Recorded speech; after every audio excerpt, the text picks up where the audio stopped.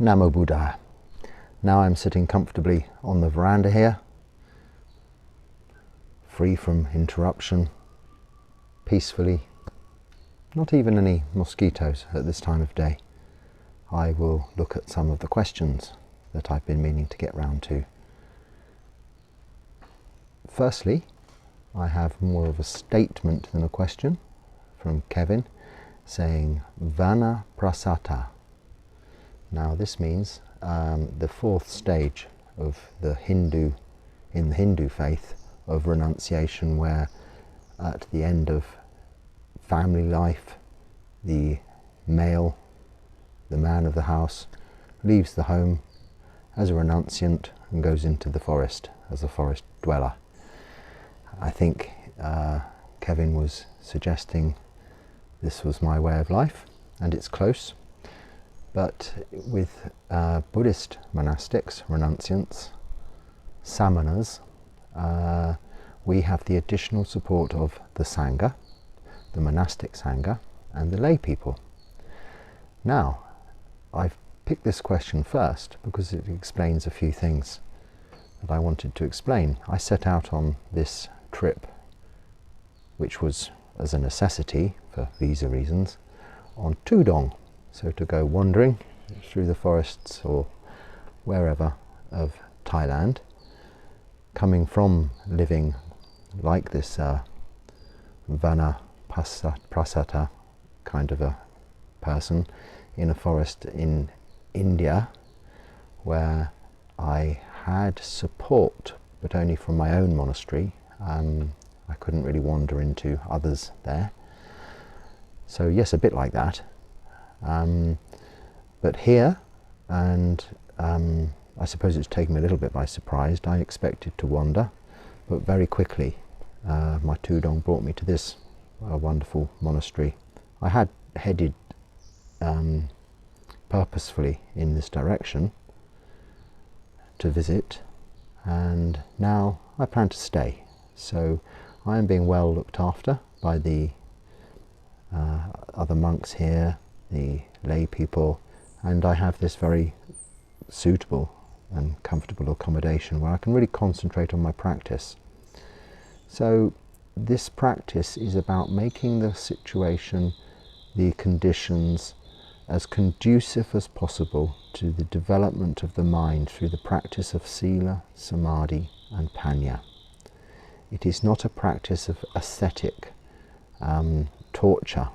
The Buddha taught the path of the middle way, so neither to be living in luxury or as a serious ascetic with torturous conditions. Now, of course, to some, in this context of the modern age, the way I live as a Buddhist monk may seem a little austere, and of course it is when you begin. But after sort of many years of this practice, one starts to let go of worldly attachments and the necessity for the sensual stimulation and desires that we cling to, and even relationships and family, and are able to develop a mind which is liberated through this letting go and that practice. So I know it wasn't really a question, Kevin, but it brought to mind what I'm doing, and I thought it would help me explain a little, to begin with, how things change. I set out on Tudong.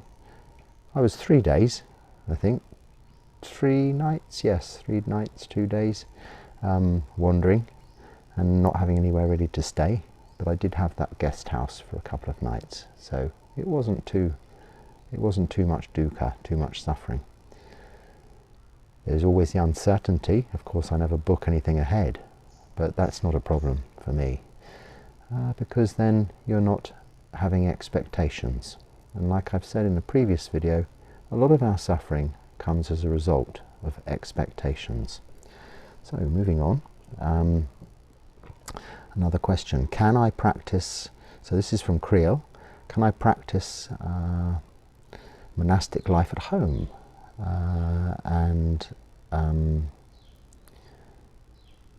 on my own? This is your question, Krill. Can I practice monastic life at home with the guidance of some local monks? If you have the guidance of some local monks, yes. I mean, I would go and stay with them in their monastery. Ask, see if you can go and stay for a few days. Then after that, if you like it, maybe a bit longer. But if you just are sincere in practicing from home, you take the 8 precepts. So rather than the 5 of no killing, stealing, sexual misconduct, lying or taking intoxicants, you take 8 precepts, which in a way are 9, because you, in addition to that, it's no sexual activity whatsoever. So this 3rd precept changes.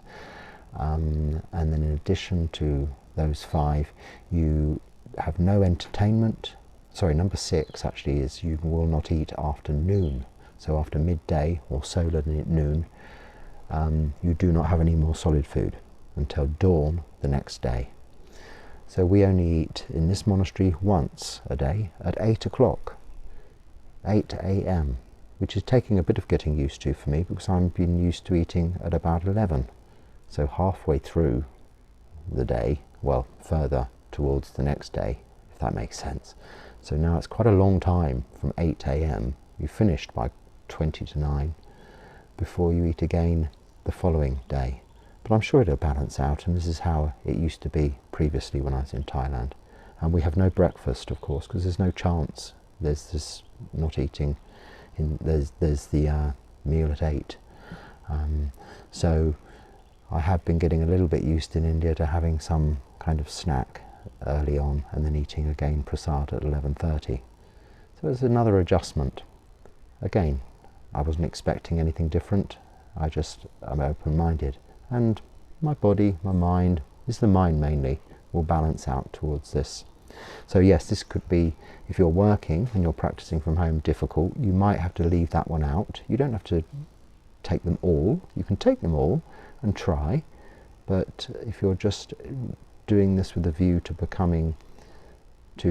devoting yourself to the practice of Sila, Samadhi and Panya more than looking to becoming a monk, then maybe the food one, if you're working, should be a little bit more flexible for you. Then after number 6 is the no sleeping in a bed, a high luxurious bed, so just try sleeping on the floor, on a mat or something. It does make a difference. You sleep in less, you are more alert, it gets rid of all sorts of back pains and troubles. So give it a go. And no entertainment, which they, in the 8 precepts, because I think 5, 6, 7, 8, yes, entertainment goes also with beautification. So no entertainment, like this would be movies, going to discos, music things, movies, what am I thinking about? Cinema, movies on TV, all the sort of things that normally you'd watch on TV, don't. Dharma talks only. Read books, Dharma books, not novels, not rom-coms, you know. This is entertainment. No listening to music. This is entertainment. So, in the time of the Buddha, entertainment was something different, but again, it's with a view to stimulating through seeing and hearing, mainly, entertainment, your emotions. And this is not what we're trying to do. We're trying to understand and see our emotions for what they really are, unaffected by external forces coming through our sense doors. And then the 8th, well, that is the 8th, but included in that also is no beautification. So no getting your hair done, putting your makeup on if you're ladies and or men. You don't need to be wearing lots of different flashy clothes, jewellery, none of this. Not even any malas. You see these prayer beads or malas as we call them in Buddhism. We shouldn't really wear them as monks. We can carry them in our yam, in our bag, or about to have it in, mine hangs in my kuti on my little mini shrine I always set up when I move. We shouldn't be wearing them, they're not jewellery.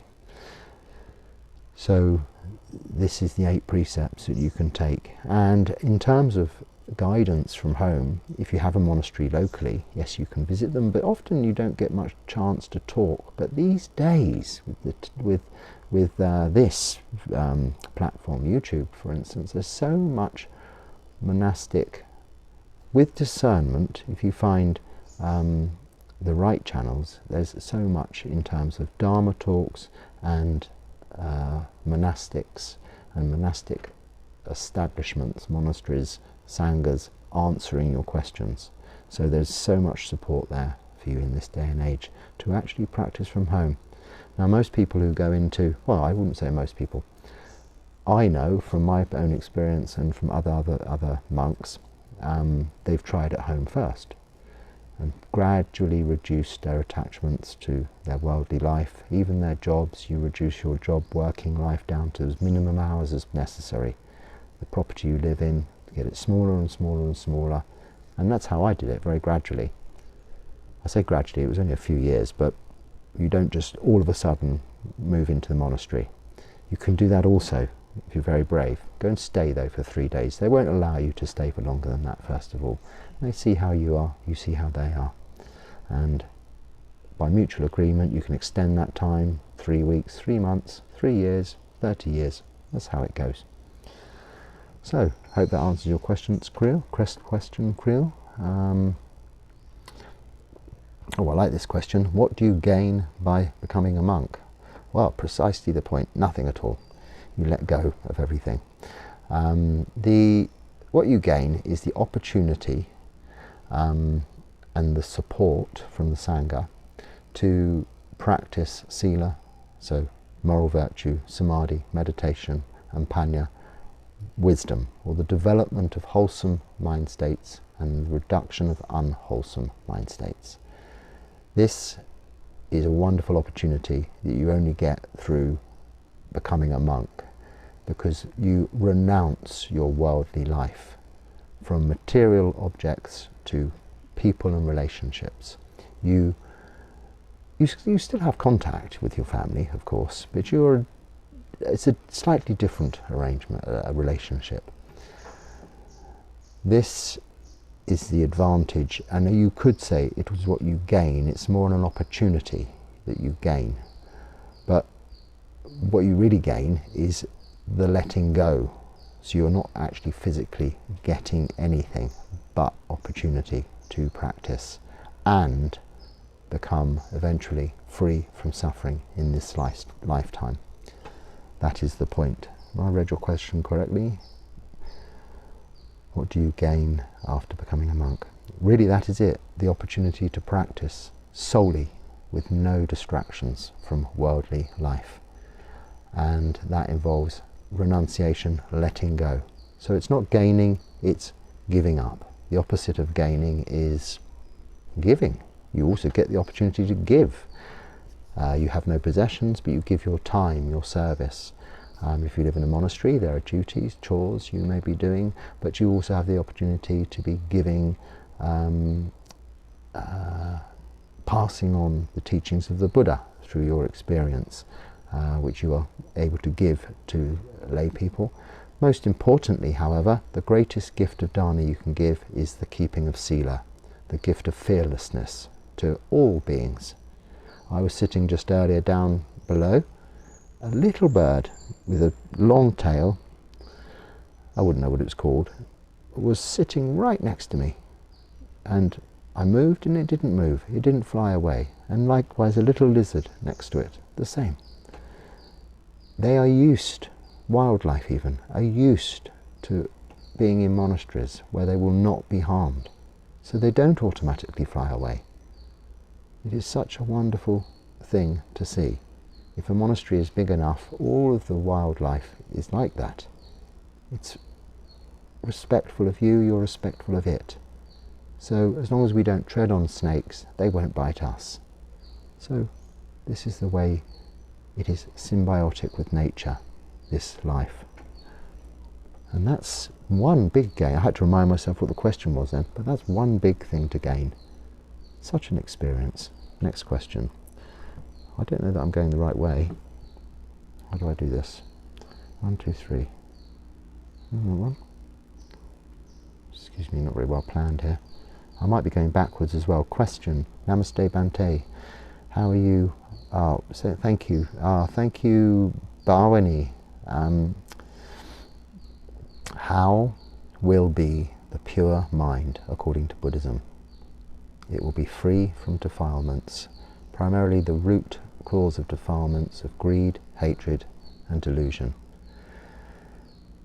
I don't know whether you're thinking about ideas of Pure Land Buddhism and all of these concepts, but taking the words you're saying literally, a pure mind, I would suggest it's something in that order.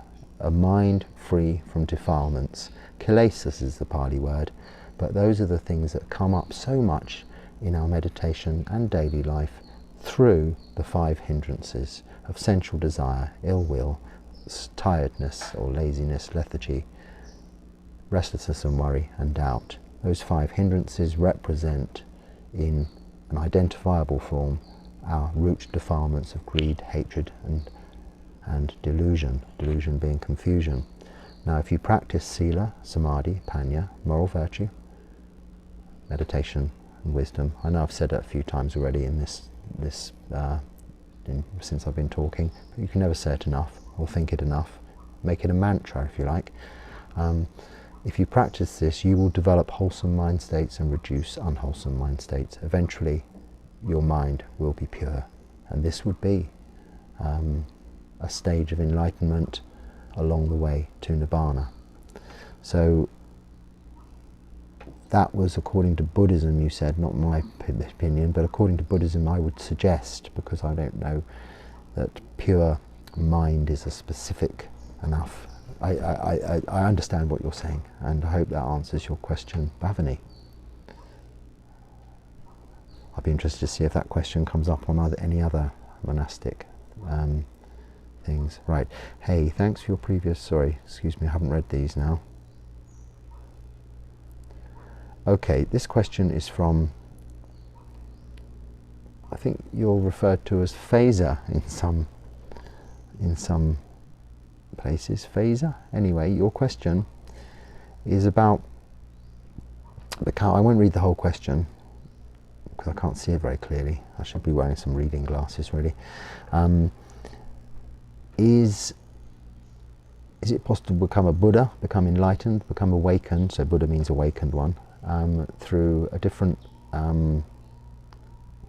you say, a different kind of teachings or a different discipline? I mean, you're really saying a different philosophy, I suppose, if you can call Buddhism a philosophy.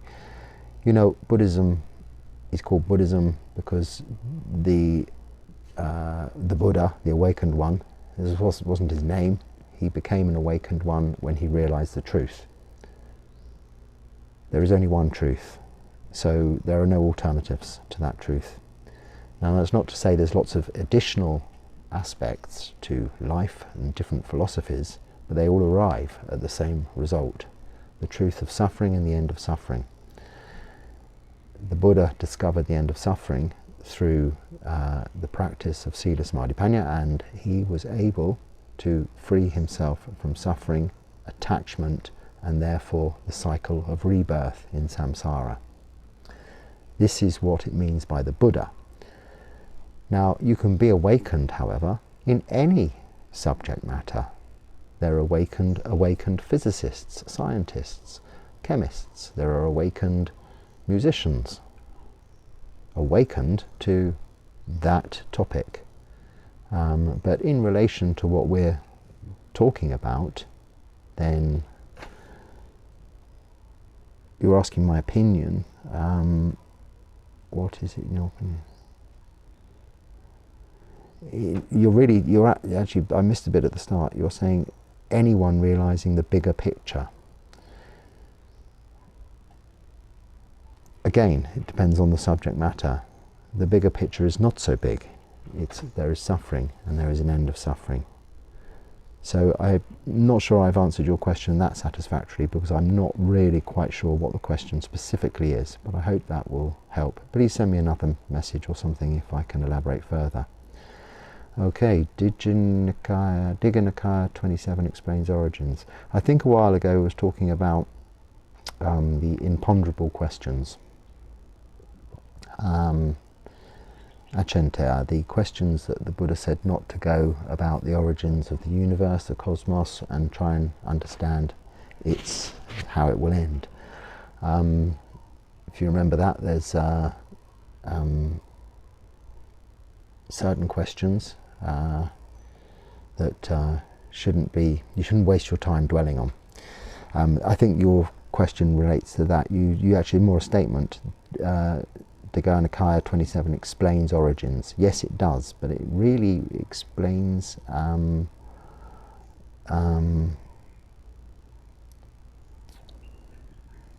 origins through dependent origination. So the origins through dependent origination, the 12 steps of dependent origination, relate to both mental and physical formations. And this, the question that is imponderable is more about the specifics of this universe, as in the Big Bang and the contraction and the black hole. So the origins of the planetary system and the universe, not of mental formations and the result of suffering as a result of those formations through dependent origination. So there was a little bit of, it does explain that, the origins, yes, but not with regards to the question. So that wasn't really a question, it was a statement anyway, so I'll get on with the next one. But thank you anyway. That was from, as I'm saying the names, I'll say, the Starship Enterprise, not actually that, Starship Texas. Tara.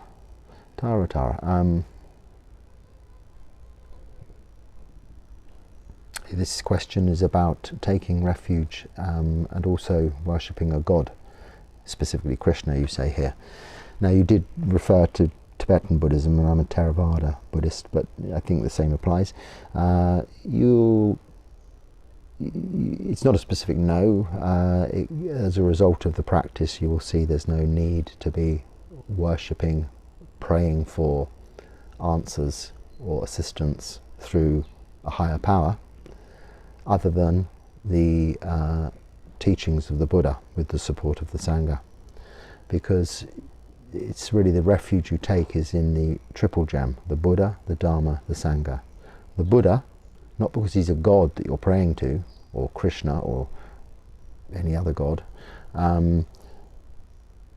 because you're reflecting, you're making a reflection that there was this teacher who was a man, and then you're honouring his teachers, the Dharma, and this is supported by the Sangha. So this is the refuge. These are very real things, not things that need to be believed. And that is the difference between Buddhism and all other religions. It is non-theistic. There is no God. It's not saying there is no God. It's saying in the practice of Buddhism there is no need to believe in God, although it doesn't dispute or argue one way or the other. It would come into one of those questions that I've just mentioned. So, give it a go, but you'll soon see that probably there's not much necessity for it, and confusing. And I think that's really the end of the questions. Yes, it is. There were a few more, but I haven't actually answered to you all, hopefully, directly.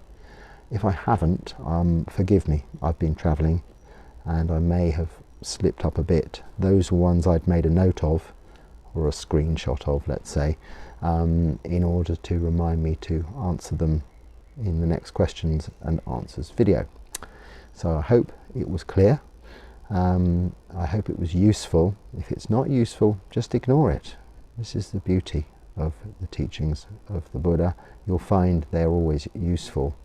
But you can listen to talks and make it practical. Use it if you can. If it's something that's not relevant to your circumstances, leave it aside. Don't dwell on it. It's not a debate. It's a matter of picking up what you need and letting go of what you don't need.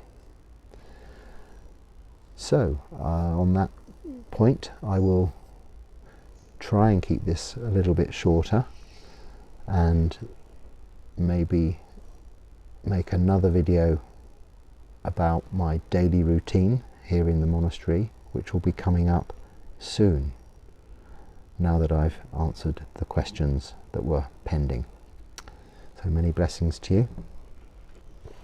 Namo Buddhaya, and blessings with metta. Sukhi Hotu, Sukhi Hotu, Sukhi Hotu.